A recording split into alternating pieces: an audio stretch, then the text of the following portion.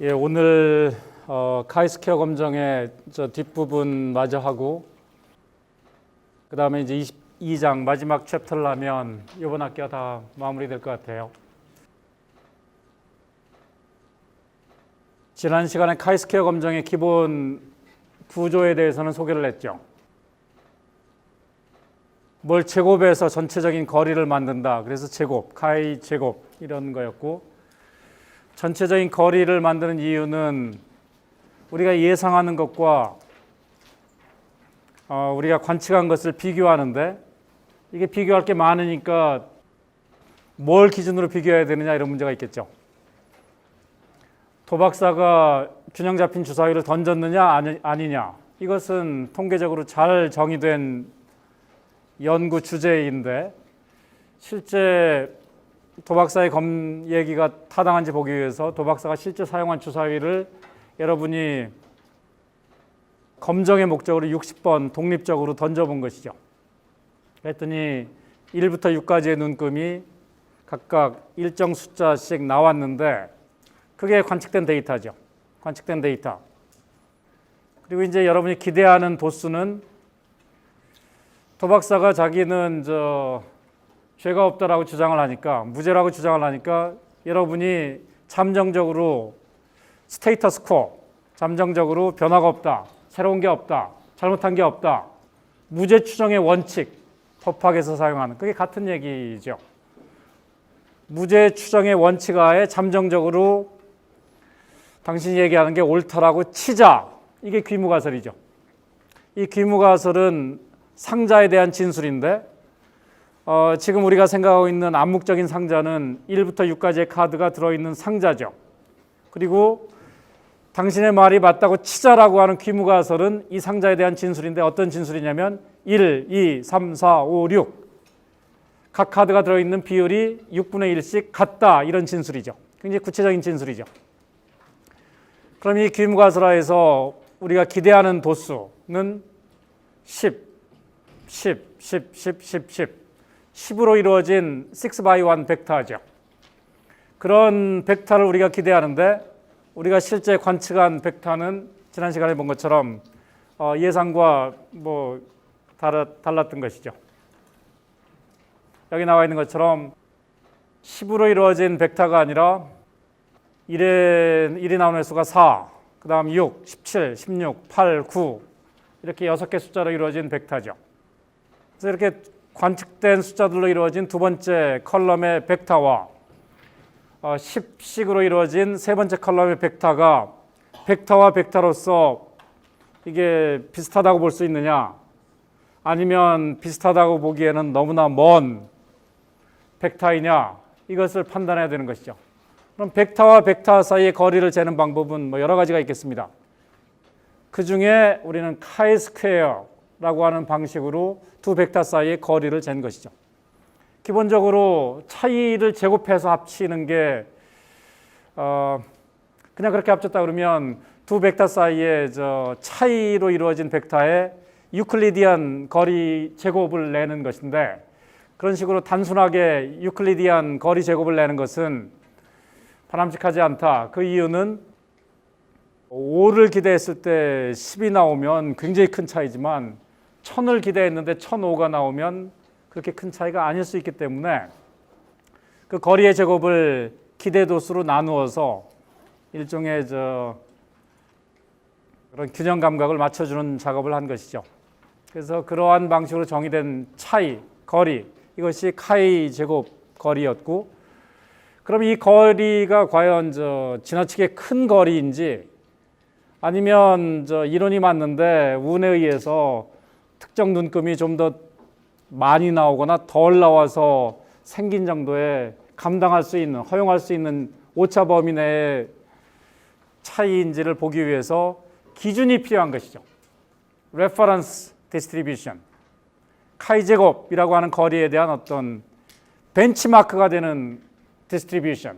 이게 왜 거리가 벤치마크가 숫자가 아니라 디스트리뷰션이냐, 이거 거리 자체가 귀무가설이 맞다고 할지라도 그때그때 다르게 나오기 때문이죠. 그래서 그럼 그 거리를 잴 수 있는 벤치마크가 되는 디스트리뷰션을 여러분들이 어떻게 만들겠느냐? 친구 10,000명 모으면 된다고 그랬죠. Number of replication, R. 여러분은 운이 굉장히 좋게 강의한 교수의 성이 R이니까 평생 잊어먹지 않죠. R이 뭘 의미하느냐? 개념상의 반복. 사이언스의 베이스가 반복에 근거하고 있다라고 그러면 반복되지 않는 것, 복원되지 않는 것은 실증 과학으로서 설 자리가 없다라는 걸 여러분들이 생각하면 우리는 반복하면 어떻게 될까? 이것이 항상 기본적인 생각인 것이죠. 그걸 표현한 것이 샘플링 디스트리뷰션의 개념이죠. 그래서 그 샘플링 디스트리뷰션을 만들어내기 위해서 10,000명이 모인 것이죠. 10,000명이 좋다, 네 말이 맞다고 치자. 이 상황 하에서 만들어내야 되니까. 그래야 널 디스트리뷰션이 되니까. 그래야 벤치마크 디스트리뷰션이 되니까 그 상황에 합당한 상자를 하나씩 준비하는 것이죠. 그 상황에 맞는 상자라 하면 1부터 6까지의 숫자가 같은 비율로 들어있는 상자. 제일 간단한 상자가 뭐 한 장씩 넣어놓으면 되겠죠. 1, 2, 3, 4, 5, 6이 한 장씩 들어있는 상자. 이 상자는 귀무가설을 만족시키는 것이죠. 균형 잡힌 주사위에 해당하는 상자죠. 즉 귀무가설이 맞는 상황에서 우리는 60장의 카드를 끄집어 보는 거죠. 당연히 복원 추출을 해야 되겠죠. 이것은 마치 균형 잡힌 주사위를 60번 독립적으로 던져보는 실험과 같은 실험이죠. 그래서 복원해서 60장 카드를 꺼내서 여기 여러분이 보는 것과 같은 프리퀀시 테이블을 만드는 거죠. 그러면 1서부터 6까지가 나온 프리퀀시가 있을 거고 그러한 관측된 프리퀀시와 기대한 프리퀀시 10, 10, 10, 10, 10, 10 이 차이를 카이제곱 거리를 재는 방식으로 계산해 보는 것이죠. 그럼 10,000명 중에 첫 번째 학생도 거리가 하나 나올 거고 두 번째 학생도 거리가 나올 거고 10,000번째 학생도 거리가 나오겠죠. 이 10,000개의 거리 값들이 뭐 일반적으로 다 다르겠죠.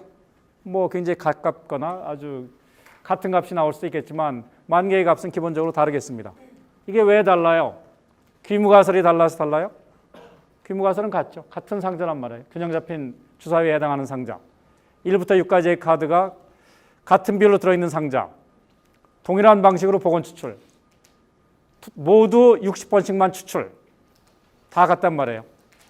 즉 관측치를 얻어내는 확률 메커니즘은 10,000번의 반복에 걸쳐서 다 동일하죠. 동일한 방식으로 연구를 진행했음에도 불구하고 어쩔 수 없는 숙명과도 같은 확률의 작용에 의해서 두 번째 벡터가 다르고 그 결과 두 번째 벡터와 세 번째 벡터를 잰 카이제곱 거리가 달라지는 것뿐이죠. 좋다, 네 말이 맞다고 치자. 그러면 그 값들이 이렇게 10,000개 실현된 것처럼 실현될 수가 있다. 그 10,000개를 가지고 덴시티 스케일 히스토그램을 그리면 그것이 바로 일종의 널 커브. 귀무가설하에서의 예상하는 바. 벤치마크가 되는 기준, 디스트리뷰션으로서 이런 것이죠. 이 분포를 가지고 하는 얘기를 다른 각도로 얘기하면 10,000개 얻은 값을 작은 값부터 큰 값 순으로 오름차순으로 배열할 수도 있겠죠. 우리는 여기서 거리를 쟀으니까 거리는 작은 쪽이 좋으니까 일종의 신뢰 구간을 0부터 해서 거리가 0이면 최선이니까 95%까지 잡아주면 결국 10,000개 중에 5%, 500개의 큰 값들만 제거하고 그 안을 일종의 비대칭적인 신뢰 구간이라고 잡아주면 되겠죠.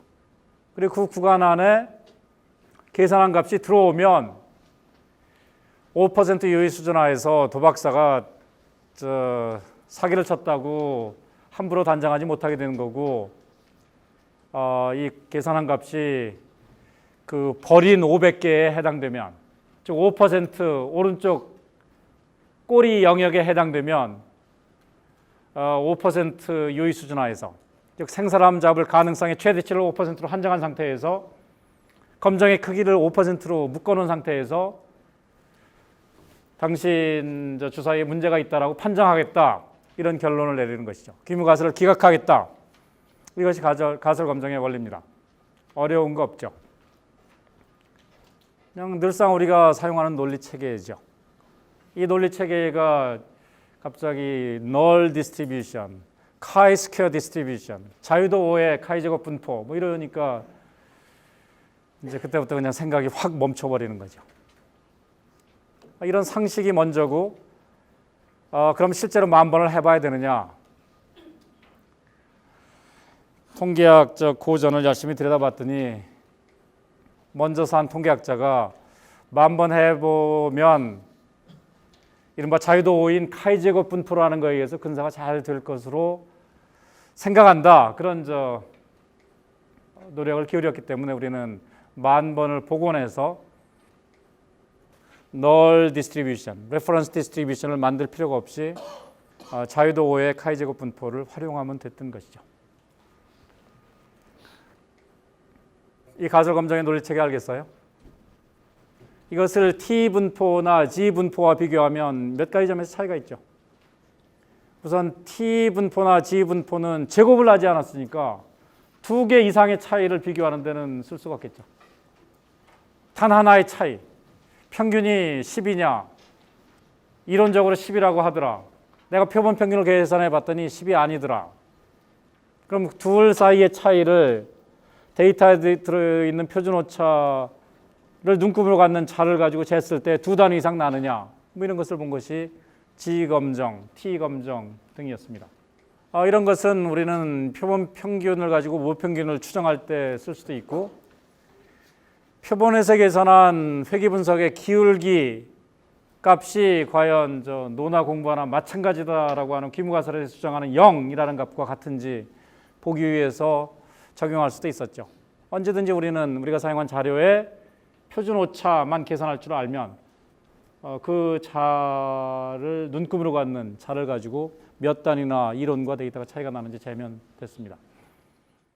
근데 우리는 주사위가 전체적으로 균형이 잡혔느냐, 이것은 각각의 눈금이 같은 확률로 나오느냐 이런 것이고, 그것은 시사하는 바가 숫자 하나가 아니라 숫자들의 나열이란 말이에요. 벡터. 그래서 벡터와 벡터의 거리를 재기 때문에 그 오차들을 다 제곱해서 합친 것이죠, 기본적으로.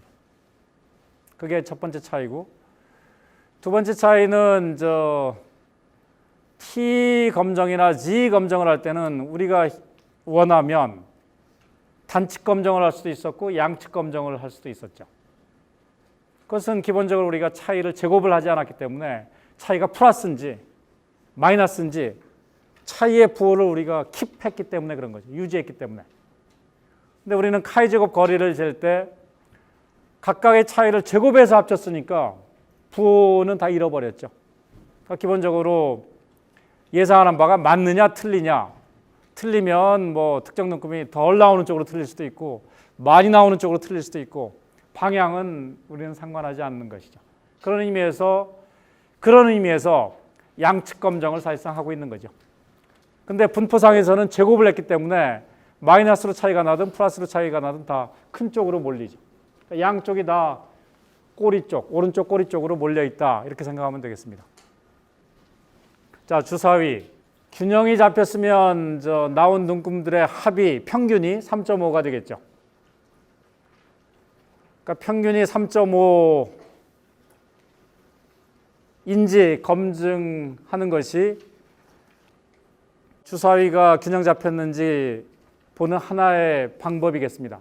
그렇지만 이것은 충분하지 않죠. 주사위가 그냥 양옆으로 확 찌그러져 있으면 균형이 잡히지 않았지만 평균은 여전히 3.5겠죠. 따라서 이것은 주사위가 균형 잡혔으면 상자의 평균은 3.5가 되겠지만 그 역은 성립하지 않겠습니다. 즉 평균이 3.5라는 것은 주사위가 균형 잡혔을 필요 조건이지 충분 조건이 아닌 것이죠. 결국 주사위가 균형 잡혔느냐, 이것을 검증할 때 평균이 3.5냐, 이것만 검증해서는 불충분한 것이죠. 따라서 여기서의 카이제곱 검정이라고 하는 것을 우리가 이미 알고 있는 T 검정, G 검정으로 대체할 수는 없겠습니다. 자, 이번에는 카이스퀘어 검정의 또 다른 응용입니다. 이러한 응용 사례는 굉장히 많이 사용되고 있어요. 사람들의 성별에 따라서 정치 성향이 다르냐, 성별 둘로만 나눠지겠죠. 정치 성향, 뭐 리버럴하냐, 컨서버티브하냐, 중도 성향이냐, 세 개로 나눠지면 6개의 카테고리가 있겠습니다. 6개의 카테고리를 비교하려고 그러면 숫자 하나만 비교해서는 곤란하겠죠. 그러니까 전반적인 거리 제곱, 이게 필요하겠습니다. 카이스퀘어 검정이죠. 이때 저 카테고리가 6개가 아니라 4개면 어떻게 되느냐. 2x2 테이블. 남녀. 투표했느냐 안 했느냐. 그래서 남녀 성별과 투표 참여율 간의 차이가 있는지, 이 표현을 여러 가지로 할 수가 있겠습니다. 남성의 투표 참여율과 여성의 투표 참여율이 같은지 보겠다, 이렇게 표현할 수도 있고, 성별과 투표 참여율이 서로 독립인지 검증하겠다, 같은 의미죠. 독립이라 그러면 남녀라는 한 정보를 아는 것이 투표율을 예측하는 데 도움이 안 된다는 얘기니까 남자 투표율이나 여자 투표율이나 같다라는 얘기죠. 거꾸로 투표했다라는 정보가 그 사람이 남성인지 여성인지를 아는데도 역시 도움을 안 주는 상황인 것이죠. 이것이 독립이기 때문에 결국 독립이면 남녀 간 투표율의 시스테매틱한 차이가 없어야 되고, 또 그러면 성별과 투표율은 독립인 것이죠. 그러니까 2x2 테이블로 나눠지는 상황, 즉 성별도 둘로 나누고 투표했는지 안 했는지도 둘로 나눠서 전체 경우가 4가지로 나눠지는 상황에서는 사실은 숫자가 4개를 비교해야 되지만 하나만 비교하면 되겠습니다. 남자의 투표율과 여자의 투표율이 같으냐, 즉 두 투표율 차이가 0이냐, 이것만 검증하면 되기 때문에 우리가 이미 공부한 두 집단에서의 평균의 차이, 이 방법으로 검증하면 되는 거죠. 우리 이미 이걸 봤잖아요. 하버드 의대 포스트닥터럴 과정에 있는 학생들을 둘로 나누어서 서식 A, 서식 B, 어느 서식을 주느냐 둘로 나눴고, 그 반응이 수술을 추천했느냐 수술을 추천하지 않았느냐, 결국 우리가 가지고 있는 데이터는 2x2 테이블이었던 것이죠. 그때 우리는 뭘 했어요? 서식 A를 받은 사람들의 수술 권유한 비율, 서식 B를 받은 사람들의 수술 권유한 비율, 두 비율의 차이를 검증했단 말이에요. 비율이라는 게 평균의 특수한 경우이니까 그것은 두 집단 간 평균의 차이를 검증하는 것이었죠. T 검정, G 검정으로 할 수 있었던 거죠. 그러니까 지금 독립을 검증할 때는 2x2 테이블이 되면 사실상 한 숫자만 보면 된단 말이에요. 두 비율의 차이, 두 평균의 차이. 그러니까 4개의 숫자를 비교하는 것 같지만 사실 하나의 숫자를 비교하는 것과 같다. 자유도가 1개일 것이다 라는 것을 시사하는 표현이에요. 지금 이 경우에는 6개의 세포에 들어있는 숫자를 비교하고 있는 것이죠. 6개의 세포는 어떻게 구성이 됐냐면 남성이냐 여성이냐, 또 오른손잡이냐 왼손잡이냐 양손잡이냐, 그래서 어느 손을 쓰느냐에 따라서 3개로 분류를 했고, 성별에 따라서 2로 분류를 했으니까 전체 데이터는 2x3 테이블, 즉 6개로 분류가 된 것이죠.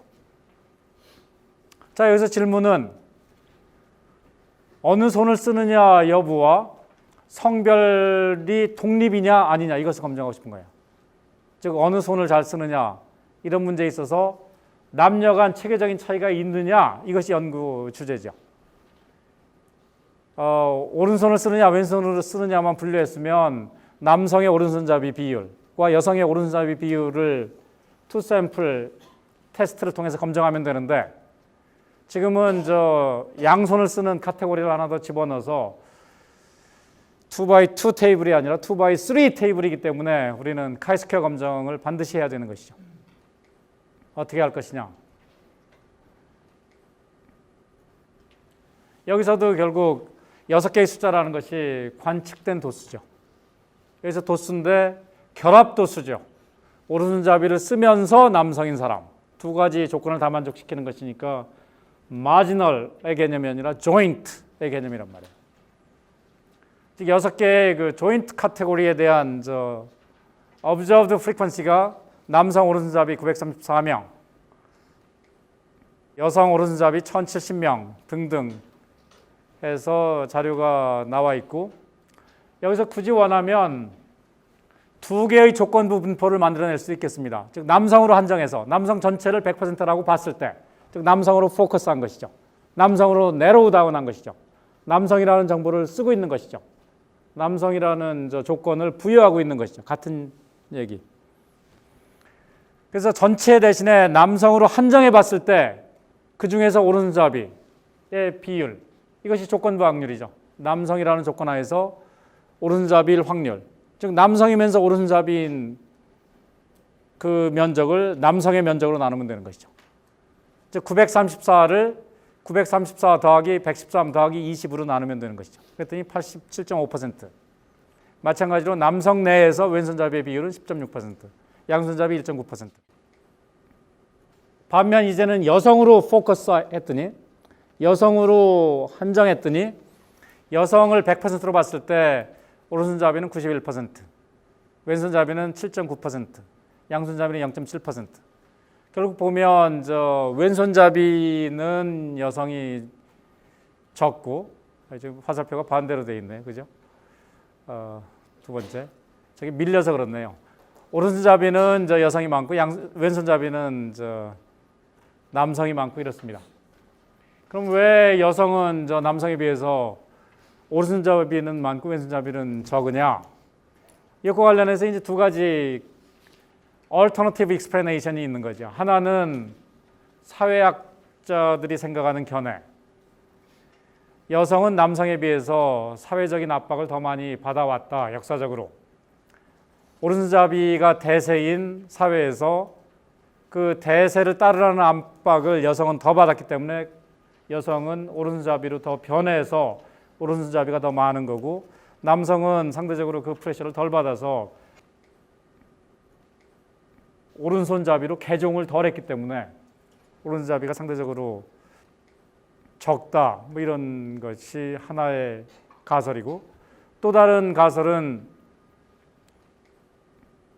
사람 몸이 대각선으로 지배를 하니까 오른손은 좌뇌에 의해서 지배가 되고 왼손은 우뇌에 의해서 지배가 되는데, 생리학적으로 여성은 좌뇌가 발전을 해서 오른손잡이가 많고, 남성은 이쪽이 발전을 해서 왼손잡이가 많다. 이것이 이제 두 번째 생리학적인 견해죠. 어느 견해가 옳으냐? 이것은 우리는 이 통계를 가지고 말할 수가 없죠. 이 통계를 가지고 우리가 얘기할 수 있는 것은 관측된 남성과 여성의 차이, 즉 이 프리퀀시 테이블 상에서 남성에 해당하는 934, 113, 20이라고 하는 벡터와 여성에 해당하는 1070, 92, 8, 이 벡터, 두 벡터가 의미하는 오른쪽의 조건부 분포, 두 개의 조건부 분포. 남성의 경우에는 87, 10, 1.9, 여성의 경우에는 91%, 8%, 0.7%. 이 두 개의 조건부 분포가 같은지 검증하는 문제로 퇴화된 것이죠. 자, 이것을 하려면 상자 모형이 필요한데, 상자 모형에 오른손잡이 남성, 왼손잡이 남성, 양손잡이 남성 등등을 어떻게 집어넣어야 될지 아이디어가 없죠. 그러니까 벤치마크를 만들어낼 수가 없단 말이에요. 그래서 머리를 좀 써야 되겠습니다. 머리를 어떻게 쓰느냐? 이러한 상자 모형 없이 기대 도수를 계산해야 되겠죠. 기대 도수를 어떻게 계산하느냐? 기대 도수는 항상 귀무가설하에서 계산하는 거죠. 귀무가설이 뭐냐면 성별로 차이는 없다. 이게 귀무가설이죠. 그럼 그 귀무가설만 활용했을 때 전체 2237명 가운데 남성 오른손잡이는 몇 명이 나올 것으로 기대하느냐? 956명으로 기대한다, 이런 거고, 여성 오른손잡이는 몇 명이 나올 것으로 기대하느냐? 1048명으로 기대한다 등등 기대 도수를 계산할 수가 있겠습니다. 어떻게 계산하면 되겠어요?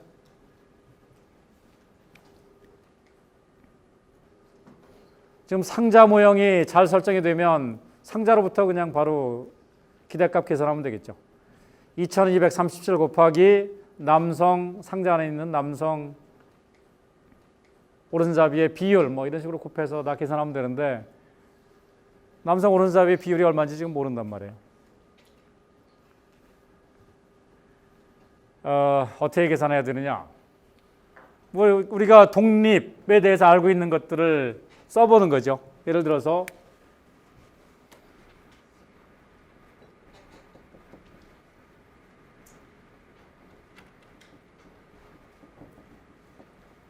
남성이면서 오른손잡이일 결합 확률 probability. 이것은 성별과 어느 손을 쓰느냐 여부가 독립이라 그러면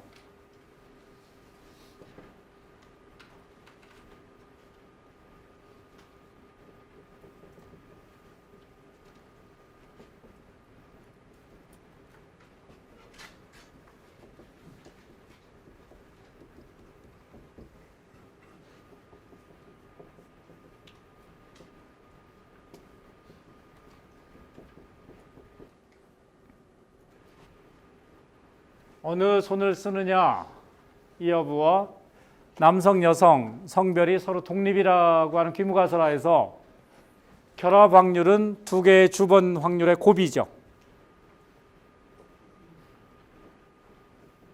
남성의 확률 곱하기 오른손잡이의 확률을 곱하면 되겠습니다.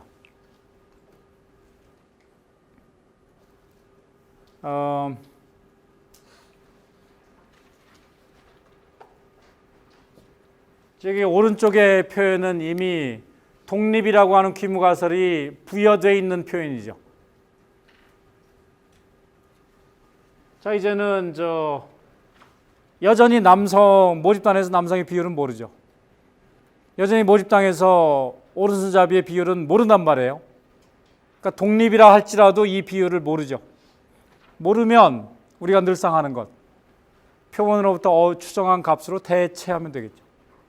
그래서 이것을 남성의 주변 확률, 우리 표에 있는 또 오른손잡이의 주변 확률로 대체하면 되겠죠. 자, 우리 관측된 도수를 보면 전체 2237명 가운데 이 숫자를 다 6개 다 더하면 2237인데 2237명 가운데 남성이 몇 명이에요? 934 더하기 113 더하기 20. 그게 바로 우리가 할 수 있는 얘기 다죠. 남성의 비율. 또 마찬가지로 오른손잡이의 비율에 대한 추정치 뭐예요? 전체 2237명 중에 오른손잡이는 934명 더하기 1070명. 그렇죠?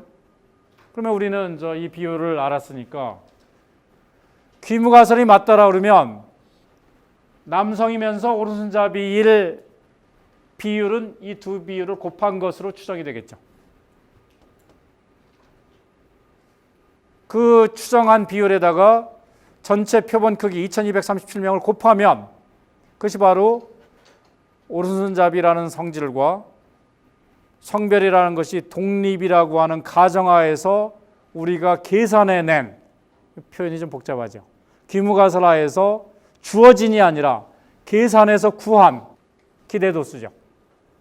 기대도수가 저절로 주어지는 것이 아니라 기대도수 자체를 우리는 계산해낸 것이죠. 그렇게 해서 계산해 봤더니 956이 나오더라. 이런 얘기죠. 이런 방식으로 6개 셀 각각에 대해서 기대도수를 계산하면 되겠습니다. 그럼 결국 우리가 알고 싶은 것은 관측된 도수에 등장하는 6개 셀과 오른쪽 기대도수에 등장하는 6개 셀이 전체적으로 같다고 볼 수 있느냐, 아니면 전체로서 틀리냐, 이런 거겠죠. 앞에서 하나의 귀무가설하에서 예상하는 벡터와 우리가 관측한 벡터가 같다고 볼 수 있느냐, 다르다고 볼 수 있느냐, 그런 표현을 썼는데, 이 경우에 굳이 표현하면 주어진 매트릭스와 예상하는 매트릭스가 매트릭스와 매트릭스로서 같으냐 보면 되겠죠. 벡터를 모은 게 매트릭스죠. 자, 우리가 자연스럽게 개념이 확장되어 있는 것을 여러분들이 다시 느끼겠습니다. 스케일러 모으면 벡터, 벡터들을 모으면 매트릭스. 우리가 두 개의 스케일러가 같은지 다른지 보기 위해서 t-테스트, g-테스트를 냈고 벡터와 벡터들이 같은지 다른지 보기 위해서 카이스퀘어 테스트를 냈고 여기서 또 다르게 카이스퀘어 테스트를 하고 있는 거죠. 카이스퀘어 인디펜던스 테스트. 왼쪽에 3x2 매트릭스, 즉 934, 1070, 113, 92, 28 이렇게 6개의 숫자로 배열 이루어져 있는 3x2 매트릭스와 오른쪽 956, 1048 첫 번째 행, 98, 107 두 번째 행, 13, 15 세 번째 행 이렇게 세 개의 행과 두 개의 열을 가지고 있는 3x2 매트릭스 기대도수, 계산된 기대도수로 이루어진 매트릭스, 관측된 매트릭스와 기대하는 것으로 우리가 계산해낸 매트릭스 사이의 거리, 이걸 재면 되겠습니다. 거리 재는 건 우리는 잘 알고 있죠. 우선 남성 오른손잡이라는 카테고리, 관측치는 934. 우리가 계산해 봤을 때 이런 방식으로 기대하는 기대도수는 956. 따라서 차이는 마이너스 22. 차이의 제곱, 그것을 기대도수로 나눠야 되겠죠. 즉 22의 제곱을 956으로 나누면 그것이 바로 첫 번째 항이 될 거고, 두 번째 항은 1048을 기대했는데 여성 오른손잡이에 대해서 1070이 나왔어요. 따라서 그 차이도 22의 제곱을 1048로 나눈 것이 두 번째 항. 이런 식으로 해서 6개 항에 대해서 차이의 제곱을 기대도수로 나누어서 합친 것이 카이스퀘어 검정 통계량이 되겠습니다. 카이스퀘어. 자유도가 얼마가 되겠어요? 자유도가 621 해서 5는 아니겠죠. 왜 그러냐면 2x2 테이블의 경우에는 자유도가 4 빼기 1 해서 3이 아니라 1이었단 말이에요. 이 경우에 자유도를 계산하는 방식은 행의 숫자 빼기 1 곱하기 열의 숫자 빼기 1. 즉 행의 숫자 3에서 1을 빼면 2, 열의 숫자 2에서 하나를 빼면 1. 그래서 2 곱하기 1 해서 자유도는 2가 자유도겠습니다. 2가 자유도. 왜 2가 자유도인지 자 보세요. 차이들로 이루어진 매트릭스를 계산해 봤어요. 남자 오른손잡이 관측치와 계산한 기대치 사이의 차이가 마이너스 22. 여자 오른손잡이 그 차이가 플러스 22. 22 마이너스 플러스. 남자 왼손잡이 차이가 플러스 15. 여자 왼손잡이 차이가 마이너스 15 플러스 마이너스. 남자 양손잡이 플러스 7, 여자 양손잡이 마이너스 7 플러스 7 마이너스 7. 이번엔 세로로 더해볼까요? 남자의 경우에 오른손잡이의 오차 마이너스 22, 왼손잡이의 오차 플러스 15, 양손잡이의 오차 7, 세로로 더해도 0. 여자 쪽에 대해서도 세로로 더해보면 0. 세로로 더하면 모든 세로에 걸쳐서 0. 가로로 더해도 모든 가로에 걸쳐서 0. 이러한 제약이 있는 거죠. 제약이 좀 더 많아졌죠. 근데 이러한 5개의 제약 중에는 리던던트한 제약도 있기 때문에 자유도를 5개를 잃어버리는 건 아니에요. 5개의 제약 중에 사실은 4개의 제약만 알면 5번째 제약은 저절로 결정되기 때문에 사실 독립적으로 부여된 제약은 4개겠습니다. 따라서 6개의 오차 중에 자유로운 오차는 2개뿐이겠어요. 그걸 어떻게 하느냐? 여기 동그라미로 쳐놓은 것처럼 여자에 대해서 22와 마이너스 15의 오차 2개 값만 알면 나머지 4개 셀을 다 채울 수 있단 말이에요. 가로로 합쳐서 0이어야 되고 세로로 합쳐서 다 0이어야 되니까 나머지 4개 셀을 다 채울 수 있죠. 그러니까 자유로운 오차는 2개뿐이죠. 자유도는 2입니다. 그래서 자유도를 2로 하는 카이스퀘어 분포에 따라서 검정을 하면 되겠어요. 거리를 쟀더니 12가 나왔는데 자유도 2인 카이스퀘어 분포표를 보면 12 또는 그거보다 더 극단적인 차이가 날 가능성, 이른바 P값, 좋다, 네 말이 맞다고 치자. 네 말이 맞으면 내가 관측한 이 정도의 차이 또는 그 이상의 차이가 나올 가능성은 0.2%밖에 안 된다. 내 친구들이 동일한 조건 하에서 10,000번 연구를 반복한다고 해봐야 두 속성이 독립이라 그러면, 즉 어느 손을 쓰느냐 여부와 성별이 무관하다 그러면 카이스퀘어 독립성 검정을 위한 통계량 값이 12 또는 그 이상의 차이를 보일 가능성은 0.2%, 10,000명 중에 기껏해야 20명 정도, 맞나요? 20명? 20명 정도 나올까 말까다. 이거 기적이다. 따라서 남녀 간에 어느 손을 쓰느냐에 체계적인 차이가 없다라고 하는 귀무가설을 기각하겠다. 이것이 결론입니다. 자, 카이스퀘어 검정을 하든 그냥 하나의 변수에 대해서만 주사위와 같이 분포에 대해서 검정을 하는 카이스퀘어 검정을 하든 논리 체계는 동일하죠. 관측치와 기대하는 것의 차이를 전반적으로 계산한 것이죠. 플러스 마이너스 차이가 서로 상쇄되는 걸 막기 위해서 제곱해서 합치는데, 단순 제곱하면 5를 기대했는데 10이 나온 경우와 100만을 기대했는데 100만 5가 나온 경우가 동일한 차이인 것처럼 반영되니까 차이의 제곱을 기대도수로 나누어주는 작업을 하는 게 합리적일 거라는 생각을 했고, 그런 조정을 한 것뿐이죠. 그거 외에는 기본적으로 차이의 제곱들을 전체 카테고리에 걸쳐서 합친 것이죠. 주사위 경우에는 카테고리가 그냥 일렬로 배열돼서 6x1 벡터였고, 독립성 검정의 경우에는 차이라고 하는 숫자들이 3x2 테이블의 형태로다가 매트릭스 형태로 배열되어 있다는 것만 다를 뿐, 각각의 셀에 걸쳐서 이론과 데이터의 차이의 제곱을 이론 기대수로 나눠서 합친다는 것은 변함이 없겠습니다.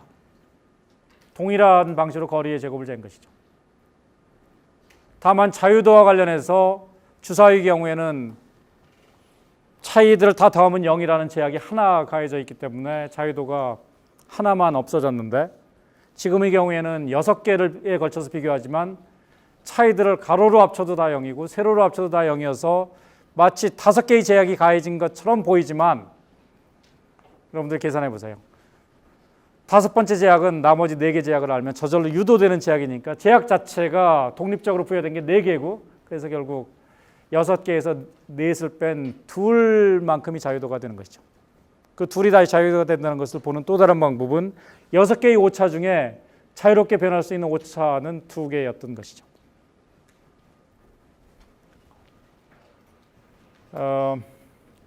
왜 기대도수로 나누어줘야 되느냐?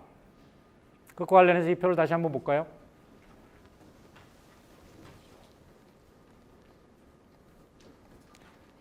남성 양손잡이를 보면 13을 기대했는데 20이 나왔어요. 여성 양손잡이를 보면 15를 기대했는데 8이 나왔어요. 차이가 굉장히 크죠, 비율로 보면. 반대로 여성 왼손잡이를 보면 107을 기대했는데 92가 나왔어요. 107을 기대했는데 92. 절대적인 차이는 15. 여성 양손잡이의 경우에는 15를 기대했는데 8이 나왔어요. 절대적인 차이로 보면 7, 더 작죠. 그렇지만 15를 기대했는데 8이 나온 차이가 107을 기대했는데 92가 나온 차이보다 작게 취급돼서는 곤란한 것이죠. 그래서 기대도수로 나눈 겁니다.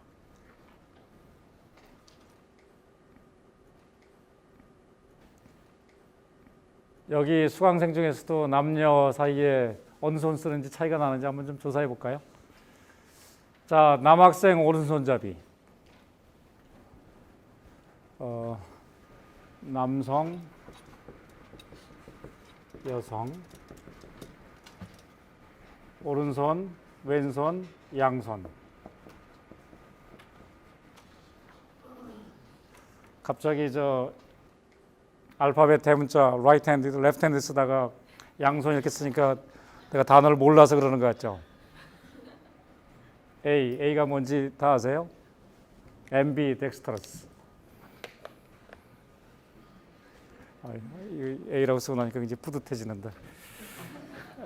남성 오른손 아까 16명이었고 여기 몇 명이에요? 13명, 29,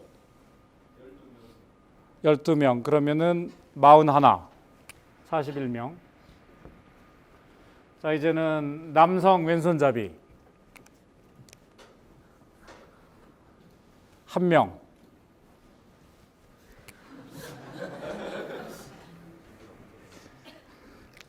새로운 가설. 서울대 학생들은 저 사회 규범을 굉장히 잘 따르는 학생들이 특별히 모여 있다. 1명. 굉장히 저 예외적이네요. 양손잡이 남성. 2명, 3명. 오케이, 3명. 그래서 여기 전체 합은 45. 자, 여학생 오른손잡이 제일 많겠죠, 역시.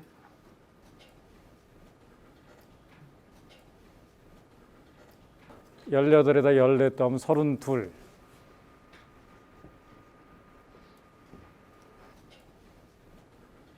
여성 왼손잡이 1명인가요? 1명.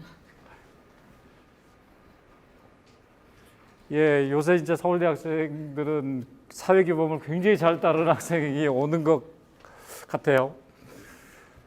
여성 양손잡이, 여학생 중에 양손잡이 1명.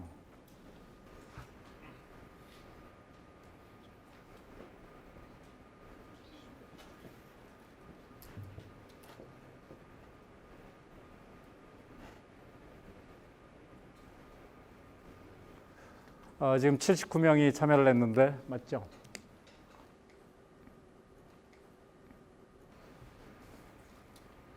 이거 검정해 보면 아마 insignificant하게 나올 것 같아요. 이쪽 데이터가 너무 적죠. 그래서 뭐 대부분이 오른손잡이 끝 뭐 이렇게 하면 되고 이걸 뭐 굳이 요약할 것까지는 없을 것 같아요.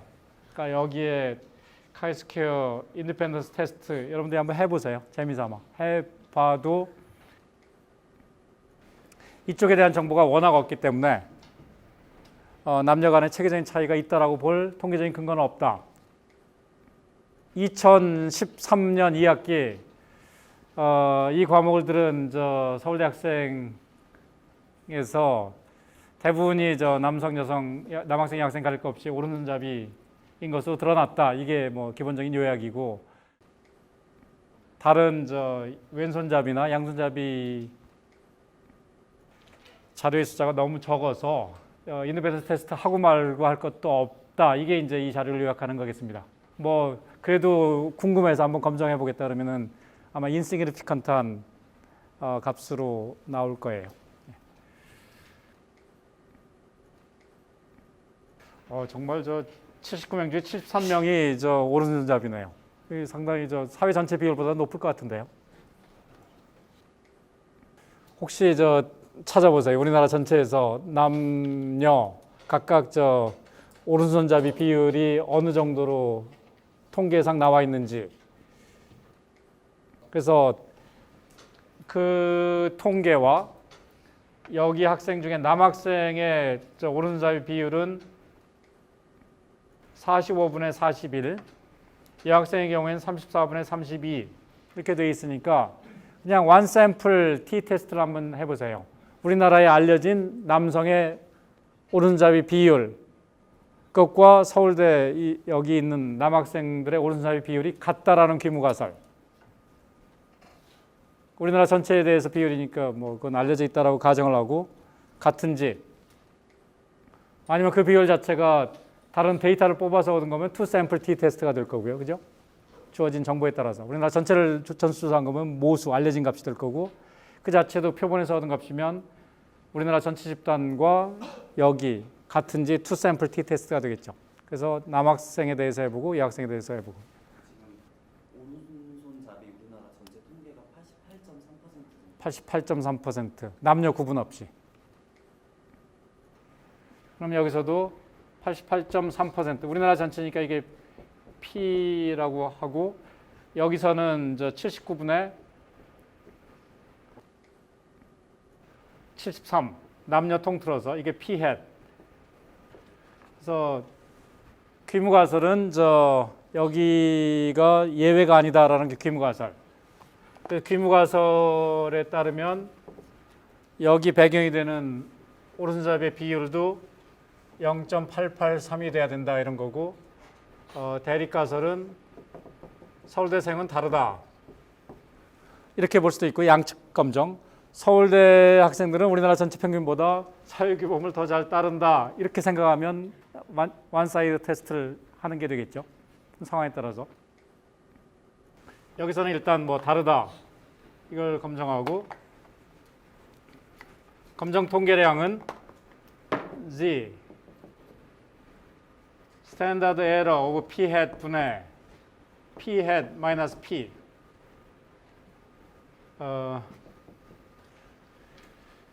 79분의 73 계산하면 얼마 나오나요?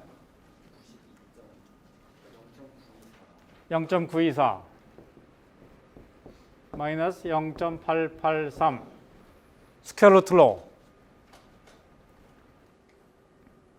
한 명을 뽑았을 때의 불확실성, 이 0.89 이렇게 되니까 사실은 0.5로 근사시키면 굉장히 보수적으로 하는 거지만 보수적으로 하죠. 한 명을 뽑았을 때의 불확실성 나누기 표본 크기 79.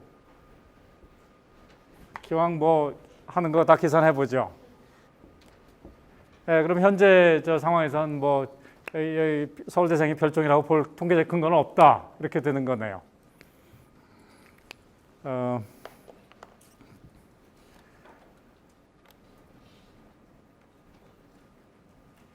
자, 지금까지 저 가설 검정에 대해서 쭉 살펴봤는데 질문 있으면 질문하세요.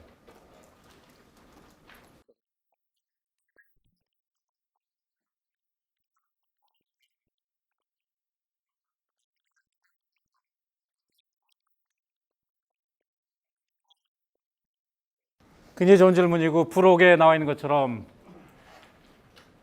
G 검정 통계량의 제곱을 하면 카이스퀘어 통계량 값이 돼요. 결과적으로는 거의 차이가 없는. 결과적으로 차이가 없는데 어떤 차이가 있을 것 같아요?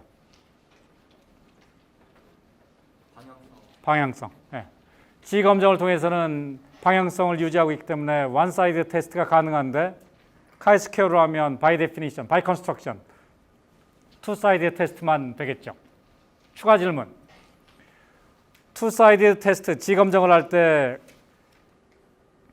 정규분포로 근사를 시키면 경계점이 1.96이죠. 우리가 2라고 대충 얘기했지만 정확하게 하면 1.96. 좀 더 정확하게 근사하면 둘 다 엉터리죠. 근데 근사의 정확도가 좀 높다 이런 의미에서 1.96. 1.96을 제곱하면 3.84.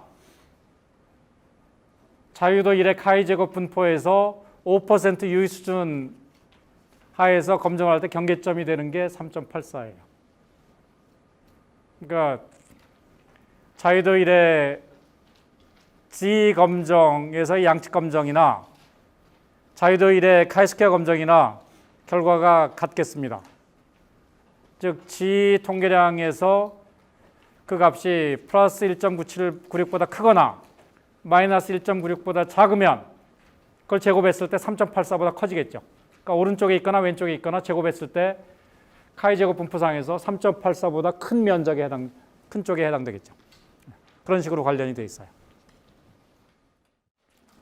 이제 먼 길을 달려왔는데 이제 1시간 남았습니다. 그래서 수요일 날 마지막 시간으로 이렇게 보는 걸로 이렇게 하죠.